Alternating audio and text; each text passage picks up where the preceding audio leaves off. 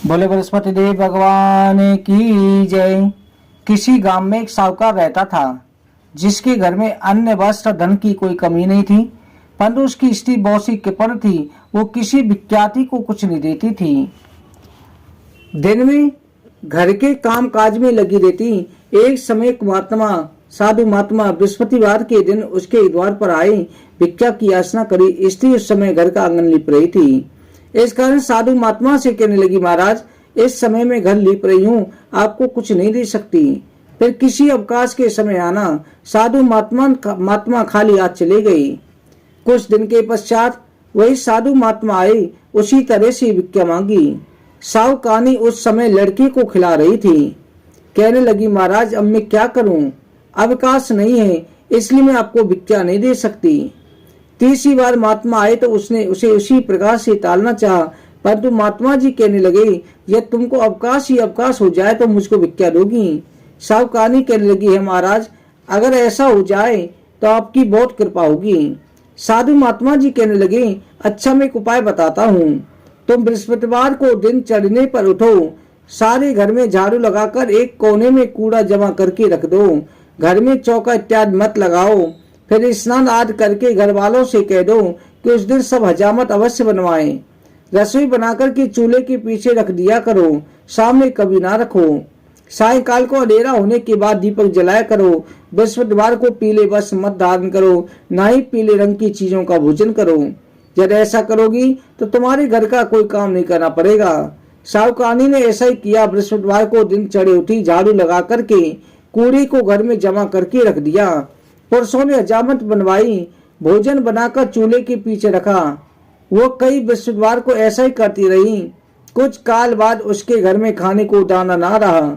थोड़े दिनों के बाद वही महात्मा फिर आए, भिक्षा मांगी, परंतु शैतानी का, महाराज मेरे घर में खाने को अन्न भी नहीं है, आपको क्या दे सकती हूँ। तब महात्मा जी ने कहा, जब तुम्हारे घर में सब कुछ था तब भी तुम कुछ नहीं देती थी, अब पूरा पूरा अवकाश है तब भी कुछ नहीं दे रही हो, तुम क्या चाहती हो वो कहो। शैतानी ने हाथ जोड़कर के प्रार्थना करी, महाराज आप कोई ऐसा उपाय बताओ कि मेरे घर में पहले जैसा धन धान्य हो जाए। अब मैं प्रतिज्ञा करती हूँ, अवश्य आप जैसा कहोगे मैं वैसा ही करूंगी। तब महात्मा जी ने कहा, बृहस्पतिवार को प्रातः काल उठकर स्नान आदि से निवृत्त होकर के घर को गौ के गोबर से लीपो। घर के पुरुष हजामत न बनवाए, भूखों को अन्न वस्त्र देती रहा करो। ठीक सायकाल दीपक जलाओ। यदि ऐसा करोगी तुम्हारी सभी मनोकामनाएं भगवान बृहस्पति की कृपा से पूर्ण होंगी।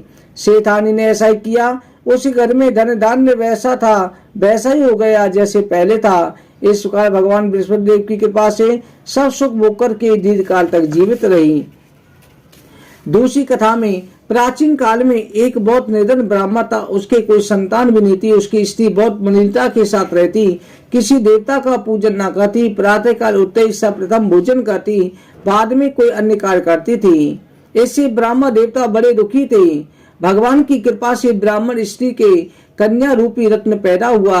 वो कन्या अपने पिता के घर में बड़ी होने लगी। वो बाल का प्रातः स्नान करके विष्णु भगवान का जाप करने लगी। वो अपने पूजा पाठ को समाप्त करके स्कूल जाती तो अपनी मुट्ठी में जौ भरकर ले जाती, पाठशाला के मार्ग में डालती जाती। बाद में जो सोने के हो जाते, लौटते समय उनको बीन कर ले आती। एक दिन वो बाल का सूप में सोने के जौ को साफ कर रही थी, पटक कर साफ कर रही थी तो उसके पिता ने देख लिया। कहा, बेटी सोने के जौ को पटकने के लिए सोने का सूप होना चाहिए।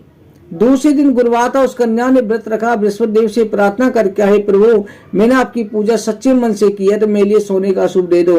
बृहस्पति देव ने उसकी प्रार्थना स्वीकार कर ली। रोजाना की तरह वो कन्या जो बेनती हुई लौट रही थी, तो लौट कर जो बीन रही थी उसने देखा बृहस्पति की कृपा से उसे सोने का सूप मिला। उसे वो घर ले आई, उसे जो साफ करने लगी, परंतु उसकी माँ का वही ढंग रहा। एक दिन वो की बात है, वो कन्या सोने की सूप में सोने की जो साफ कर रही थी। उस शहर का राजपुत्र वहां होकर के निकला। उस कन्या के रूप रंग को देख करके मोहित हो गया। अपने घर आकर भोजन जल त्याग करके उदास लेट गया। राजा को इस बात का पता चला। अपने बेटे से बोले, बेटा किस बात का कष्ट है, किसी ने अपमान किया हो अथवा कोई कारण हो सो कहो, मैं वही कार्य करूंगा जिससे तुम्हें प्रसन्नता हो। राजकुमार बोला, मुझे आपकी कृपा से किसी बात का दुख नहीं, परंतु एक लड़की के साथ विवाह करना चाहता हूँ जो सोने के सूप में सोने की जो साफ कर रही है। ये सुनकर आश्चर्य में राजा पड़ गया। बोला, बेटा इस तरह कन्या का पता तुम ही लगाओ, मैं उसके साथ तेरा विवाह करवा दूंगा। राजकुमार ने उस लड़की के घर का पता बतलाया। तब मंत्री उस लड़की घर गए। ब्राह्मण कन्या का विवाह राजकुमार के साथ हो गया। कन्या के घर से जाते पहले की बात, उस ब्राह्मण देवता के घर में गरीबी आ गई। एक दिन दुखी होकर ब्राह्मण देवता अपनी पुत्री के पास गए। बेटी ने पिता की दुखी अवस्था देखकर अपनी माँ का हाल पूछा। ब्राह्मण ने सभी हाल कहा। कन्या ने बहुत सा धन देकर पिता को विदा किया और बोले, पिताजी आप माताजी को यहाँ लेवा लाओ, मैं उन्हें विधि बता दूंगी जिससे गरीबी दूर हो जाएगी। वह ब्राह्मण देवता अपनी स्त्री को लेकर पहुंचे।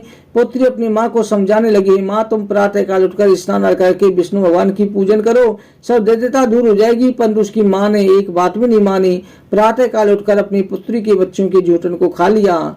उसकी पुत्री को बहुत गुस्सा आया। अपनी माँ को कोठरी में बंद कर दिया। प्रातः काल उसमें से निकाला, स्नान आदि करके पाठ करवाया। उसकी माँ की बुद्धि ठीक हो गई। फिर वो प्रत्येक बृहस्पतिवार को व्रत रखने लगी। इस व्रत के प्रभाव से उसकी माँ बहुत ही धनवान पुत्रवती हो गई।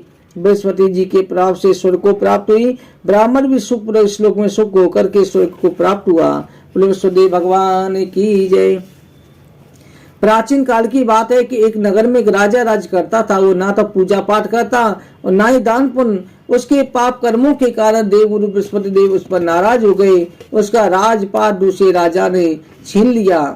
उसकी इसलिए वो देश छोड़कर के विदेश भाग गया। उसकी रानी दासी के साथ उस नगर में सामान्य स्त्री की भांति चिपका रहने लगी। एक दिन एक ब्राह्मणी ने उस रानी को बृहस्पतिवार का व्रत करने की और कथा सुनने की सलाह दी। व्रत के प्रभाव से रानी के सभी कष्ट दूर होने लगे। कुछ समय के बाद नगर की जनता ने विद्रोह करके हमला करने वाले राजा की सेना को भगा दिया और उस रानी को अपनी रानी बना लिया। रानी अब भी नियमित रूप से बृहस्पतिवार को व्रत करती, कथा सुनती। पूजा करने और कथा सुनने के बाद रानी बृहस्पति देव से प्रार्थना करती कि उसका पति वापस आ जाए। वो राजा हारने के बाद नगर छोड़कर दूसरे राज्य को चला गया। वहाँ जंगल में लकड़ी काट करके लाता, उन्हें बेचकर की गुजारा करता। एक दिन जंगल में बृहस्पति देव एक साधु के रूप में उसे मिले और उसको बृहस्पतिवार का व्रत रखने का परामर्श दिया। वो प्रत्येक बृहस्पतिवार को व्रत करने लगा। व्रत के प्रभाव से इसके कष्ट कम होने लगे। परंतु एक दिन बृहस्पतिवार को यह व्रत करना भूल गया। इस कारण से बृहस्पति भगवान नाराज हो गए।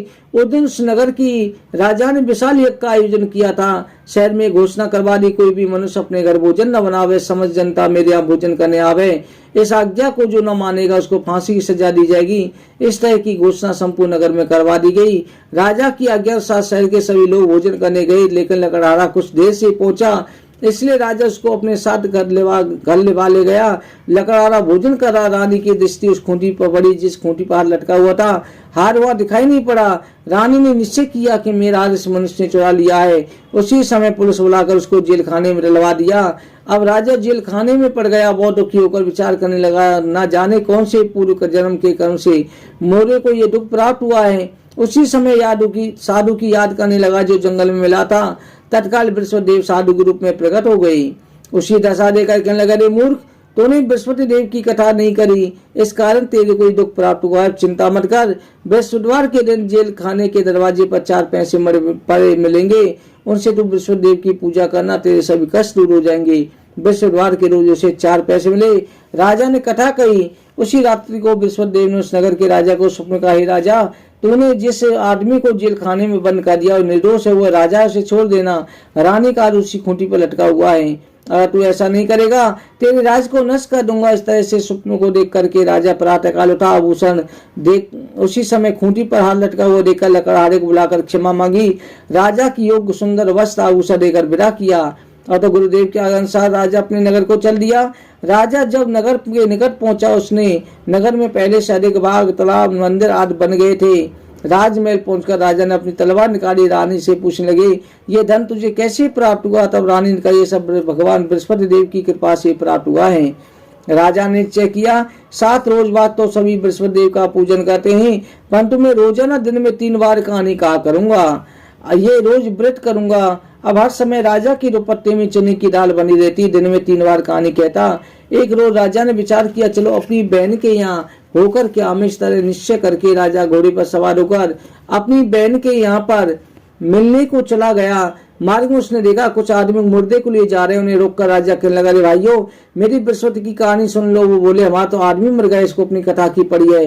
परंतु कुछ आदमी बोले, अच्छा कहो, हम तुम्हारी कथा सुनेंगे। राजा ने डाल निकाली, कथा कहने लगा। वह कथा आदि हुई, मुर्दा हरने लगा। कथा समाप्त होते राम राम करके खड़ा हो गया। आगे मार्ग में उसे एक किसान खेत में हल चलाता मिला। राजा ने उसे देखा, उसे बोला, बड़े भैया, तो मेरी बृहस्पतिवार की कथा सुन लो। किसान बोला, अपनी कथा किसी और को सुनाना। राजा आगे चल दिया। राजा के हत्ते बैल पछाड़ खाकर के गिर गए। किसान के पेट में बहुत जोर से दर्द होने लगा। इस समय उसकी माँ रोटी लेकर आई। उसने जब ये देखा, अपने पुत्र से सवाल पूछा। बेटे ने सब हाल कह दिया। बुढ़िया दौड़ी दौड़ी घुड़सवार के पास गई, बोली, मैं तेरी कथा सुनूंगी, तो अपनी कथा मेरे खेत पर चल करके कहना। राजा ने बुढ़िया के खेत पर जाकर कथा कही। कथा के सुनते बैल खड़े हो गए। किसान के पेट में दर्द बंद हो गया। राजा अपनी बहन के घर पहुंचा। बहन ने भाई की खूब मेहमानी की। दूसरे रोज प्रातःकाल उठा, जगह तो देखा सब लोग भोजन कर रहे हैं। राजा ने अपनी बहन से कहा, बहन, ऐसा कोई मनुष्य है जिसने भोजन नहीं किया हो, वो मेरी बृहस्पतिवार की कथा सुन ले। बहन बोली, भैया, ये ऐसा देश है, पहले यहाँ लोग भोजन करते हैं, बाद में अन्य काम करते हैं। अगर कोई पड़ोस में हो तो देख कर क्या हूँ।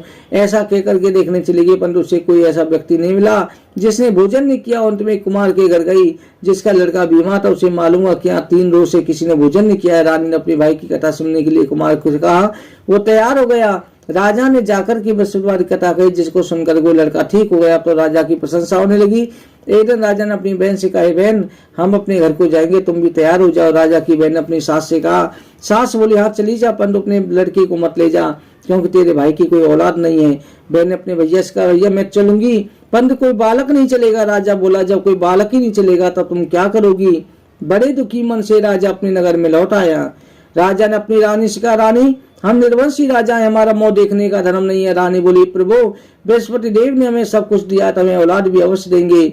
उसी रात को बृहस्पति देव ने राजा स्वप्न में कहा, हे राजन, और सभी सोच त्याग देते रानी गर्भ से। राजा को यह बात सुनकर बड़ी खुशी हुई। 9वें महीने के उसके गर्भ से एक सुंदर पुत्र पैदा हुआ। राजा बोला, हे रानी, नारी बिना भोजन के रह सकती है, बिना कहे नहीं रहती। जब मेरी बहन आवे तो उससे कुछ मत कहना। रानी ने सुनकर क्या कर दिया। जब राजा की बहन शुभ समाचार मिला, वो खुश हुई, बधाई लेकर के अपने भाई की आई। तब रानी का घोड़ा चढ़कर तो नहीं आई, गधा चढ़ी आई। राजा की बहन बोली, भाभी, मैं स्वीकार ना कहती, तुम्हें औलाद कैसे मिलती। बृहस्पति देव ऐसे ही हैं, जैसी जिसके मन में कामनाएं होती है सभी पूर्ण करते हैं। जो सद्भावना पूर्व बृहस्पतिवार का व्रत करता है, कथा पढ़ता है, सुनता है, दूसरों को सुनाता है, बृहस्पति देव उसकी सभी मनोकामनाएं पूरा करते हैं। बोलो बृहस्पति देव भगवान की जय, विष्णु भगवान की।